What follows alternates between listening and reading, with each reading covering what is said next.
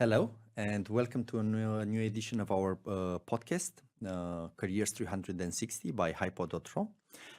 Today we have a really interesting topic, how to navigate from junior to manager with SLB. And we have here our guest, Ioana Tudor, HR Manager, SLB Hubs.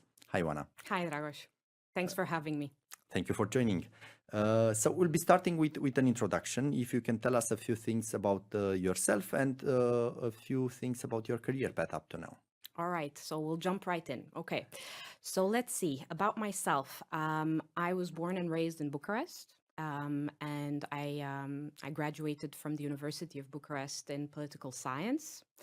And I started working from a young age, even throughout high school in the summer time, just to gain a little bit more independence. And then just after university, I stumbled across an ad for a job in SLB. It used to be called Schlumberger at the time, right? And recently, in October of 2022, we actually had a major rebranding campaign. So we moved from Schlumberger to SLB last year in October. And well, that was the start of the journey for me, and it was 2007. So it's been a little over 16 years of me being part of this company, That's and something. absolutely, it is. Thinking back, it is. It kind of is very, very impressive for me as well. So I started in HR in SLB, and I started doing recruiting. It was a junior recruiting coordinator role based in Bucharest and looking after the recruiting activities for Europe. Then I was offered a position to move from Romania to the UK and join the shared services organization and doing payroll and transactions from one of our offices in the UK.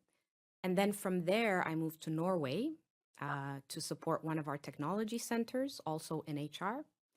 From then, I moved back to Romania and I went to Ploiești to be the HR representative for our operational base there. And then, after 2.5 years spent there, which were amazing, I went to Paris for a role that was a bit of a surprise for me. It was in data analytics, also for HR, but a bit of a leap from my comfort zone, let's say. Then on to Doha in Qatar, and then now since 2020 back in Bucharest, in the job that I'm doing right now, which is the HR manager for the Bucharest hubs. Quite an international career Yes, inside the same company. Uh, absolutely. so you must have learned quite a bit about what it takes to grow fast in a career. So we have a question from our candidates. What essential skills and qualities do you think are necessary to grow fast in one's career? Okay, so I'm hearing this word fast. I wouldn't necessarily think of it as fast. I mean, 16 years have passed like in the blink of an eye, I'll be honest with you, but it has been a while, right? So um, it did take a lot of exposure and a lot of different roles to get from the junior that I was to the role that I'm doing right now. So in terms of skills, skills can be acquired. You can learn all sorts of skill sets depending on the domain of activity. So the most important thing that I would say here that I would like to highlight is probably the attitude, the curiosity that you have coming into a new job, into a new company, and really the approach that you have to work. This is what is going to set you apart, and it's going to ensure your growth. Right? You have to stay curious. You have to be open to be challenged, to step out of your comfort zone, and then if I look at maybe some practical skills that you um, can think about trying to acquire before Yes. starting your professional journey, maybe a foreign language. This is something that I would say really sets candidates apart. Okay. Um, So that's one thing. And then in terms of technical skills, maybe digital capabilities. So especially nowadays, this is growing increasingly important. Okay, so you cannot go wrong with learning a new language and maybe adding some new digital skills under your belt. No, you cannot. I know you walked the path from intern to manager. What advice would you offer to someone who is just starting right now as an intern and who's thinking that maybe one day she will become a manager?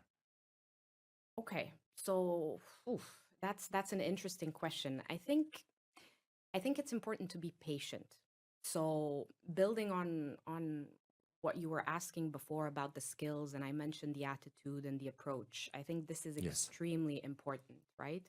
So in addition to the attitude and the curiosity that I mentioned, I think patience is very important. So you have to give yourself time to learn.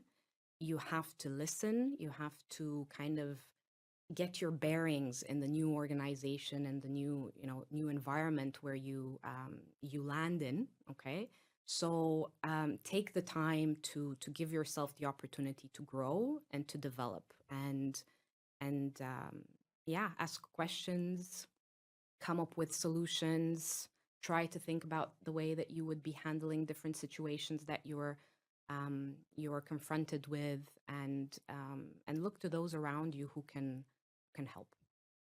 And what are some mistakes that people might make when they start their careers? I'm not sure if I would call them mistakes, but referring back to the element of patience, right? Don't be in a rush to get too fast to where you think you want to go, because you might be surprised, and what you believe you are looking for today might be different than what you're looking for in 5 years from now or 10 years. Priorities change, right? So you have to be adaptable. You have to be flexible, and when you are presented with an opportunity, try to be there in the moment, recognize it, grab it, and make the most of it, right? And it might not always be what you started out thinking it was going to be. So be open and be flexible. That's reassuring because whenever you start your career, you feel that you can proceed whenever you have mapped your entire journey. And what you're saying is that actually you need to be prepared for some changes along the way, and maybe those changes will take you even further than your initial plan. No, absolutely. And look, you don't know what you don't know. When you're starting out, you have a certain perception of things, and this might influence the way that you build your plan. Of course, there are exceptions. Of course, there are people that are very, very clear about what they want to do. But and it's actually quite common that when you're starting out, maybe you don't know exactly where you're going to be in 10 years, right? The And that's okay. classic question, Yeah. where do you see yourself in 5 to 10 years? So it's important to be open, like I said, and keep your options open and recognize the opportunities when they come. I resonate with what you said. Don't put that much pressure on yourself because it's okay to map the journey as you go along. And adjust Yeah, here and there. and adjust, of course. What role do mentors and professional networks play in helping someone grow in their career, and how can someone build those relationships early on at the beginning of their career? That's an interesting question. So I think that networks and mentors are essential in one's development. And when you're starting out, it's important to again listen and kind of identify the people around you that you see, that you admire, that you resonate with, that I don't know, they've displayed an approach or a behavior that um, you look up to, and reach out to these people, and more often than not they will be absolutely open and happy to share their experiences and their journey and to give you advice. And another thing that's very interesting and specific for SLB is, and this gives us a big opportunity to expand our network all the time. It's the fact that, in our company, um, people change positions quite often. So these changes give people the opportunity to always meet new individuals, technical experts, or managers with vast experience that they have a lot to learn from. Yeah, so good things happen to those who ask. As well, yes. Okay. And let's say that you are just evaluating some job opportunities. You want to start your career. What would be your advice for those at this step, looking out and selecting maybe to which jobs they want to apply? Okay, interesting question again. So I think it's important to, when you're starting out, to think a little bit about what you want to do, about what your priorities are. And mind you, these priorities can change. So what is important to you today might evolve or change in the future, mid-term, long term. So it's important to ask yourself what is important to you, what you're interested in, and then look out into the market and also try to research a little bit the companies that you're applying for. What do they stand for? What do they aspire to? What is their field of activity? Is this something that is this a company that you're going to be proud to be working for? So it depends very much on, what what your direction is and what is your priority today. So then you can start really mapping out where you want to go and what direction you want to move to. So sometimes it can be more important choosing the right organization rather than the right job. I think so. I think it's, there's loads of organizations out there that have similar roles, right, that you can apply for. So then the job, essentially, the activity that you will do day in and day out, is going to be fairly similar. So then what will matter is the environment. What will matter will be the values of the company that you work for. Is this a place where you see yourself growing? Is the operational model something that, will help get you to where you want to go? So these are things that you can find out before you take your first steps.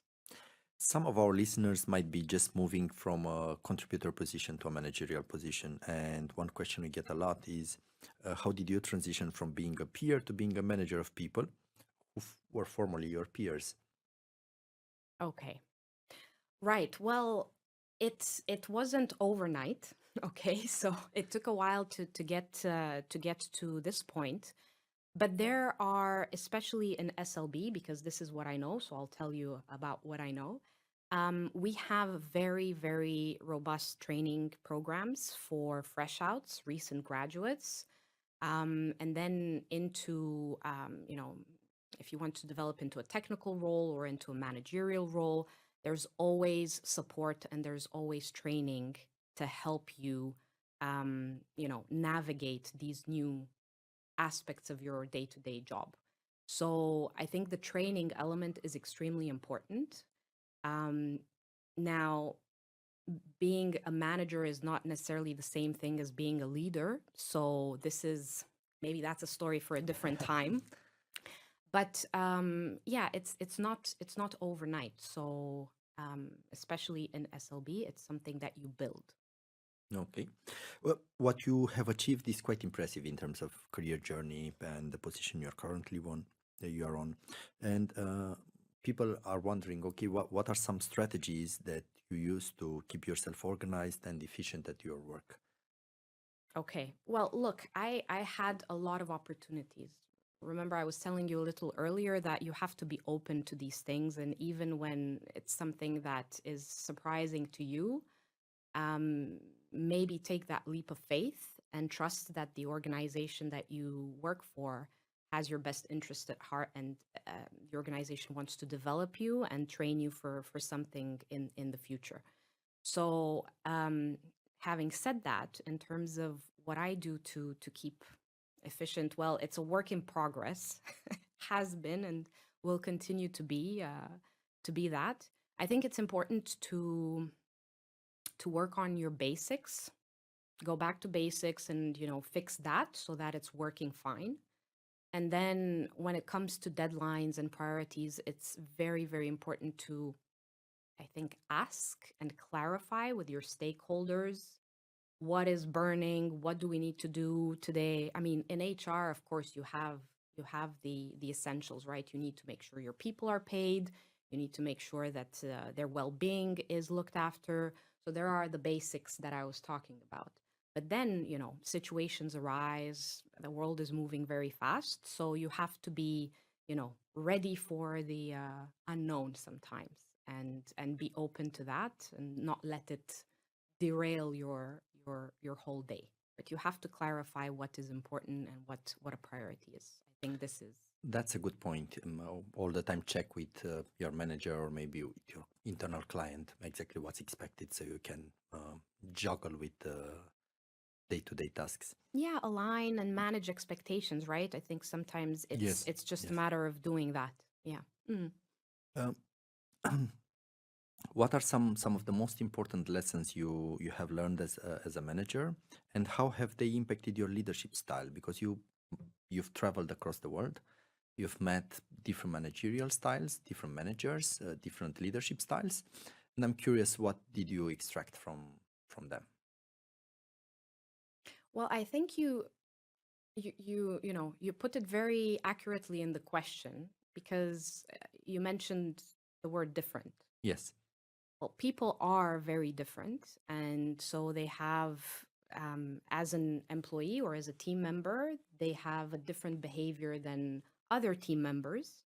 And so it's important, I think, as a manager, to kind of take the time to understand your people, to find out how they work, how they function, what what makes them um, deliver, and how you can help them deliver what they have to do. And some people require more supervision, others want to be more independent. So it's a matter of taking the time to know them, I guess. Ask. This is, I think, also something that we can do as managers. Ask how the team wants to work. And then another thing that I think is important, and for me it has been essential, has been keeping promises. So for a team to work well together, I mean, I think that there needs to be trust. I think you need to be able to be safe in that space. And so when you make a promise, then you keep it, irrespective if you're the manager or the team member. So it goes both ways. Okay. So it's a bit the opposite of what maybe one might expect, because it's not necessarily applying a standard recipe to being a good manager, but rather adjusting your managerial slash leadership style to each individual in your team. That's worked for me personally, I think, and again, making sure that people feel safe in the team, in that space, and they are okay to talk about what challenges come up and how we can fix them, how we can overcome them together.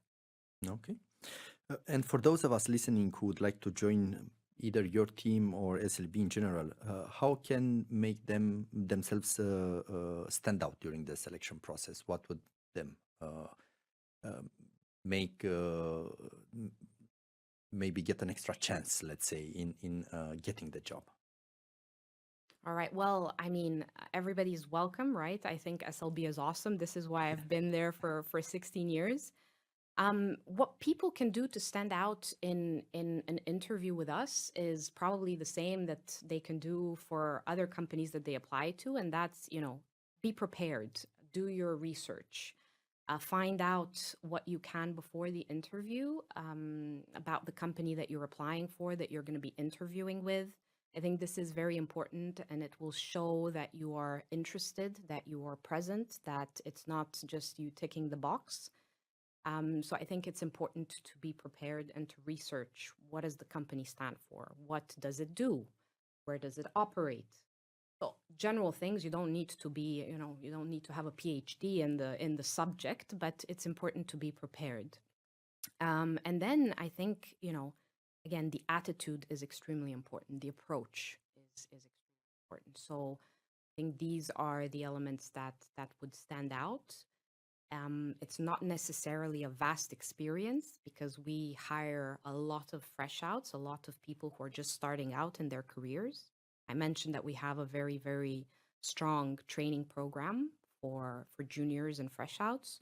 So the element of experience is not the most important thing um, sometimes when you go to an interview, especially um, when it comes to SLB. Yeah. So what you're saying is there's no secret. Actually, you need to put the extra effort and show your interviewer that you've done your homework and you know what you're talking about, and come up with questions and build a conversation on what you already know about the company. And maybe some of those watching us might think that that happens quite often and is not a differentiating factor, but actually it's happening less and less. So by preparing yourself, that's a really easy way to stand out in an interview. Yeah, I think so. And be honest about your answers, right? I mean, there's no, like you said, there's no recipe. You have to be genuine when you're talking about what you aspire to, what your interests are, and why you want to join a company or an employer, or why you want to start going down a specific career path. I think it's important that you're honest about these things, and it will show through in the conversation with the recruiter or the manager that's interviewing you. Okay. Thank you very much for all these interesting pieces of wisdom from your experience, which is quite vast and impressive. For those of you who entered a bit later, we talked with Ioana Tudor, HR Manager, SLB Hubs, and we'll be leaving in the comments links so you can research SLB and find out more about the company and about all the opportunities. Thank you again, and hope to see you next time with the Hipo.ro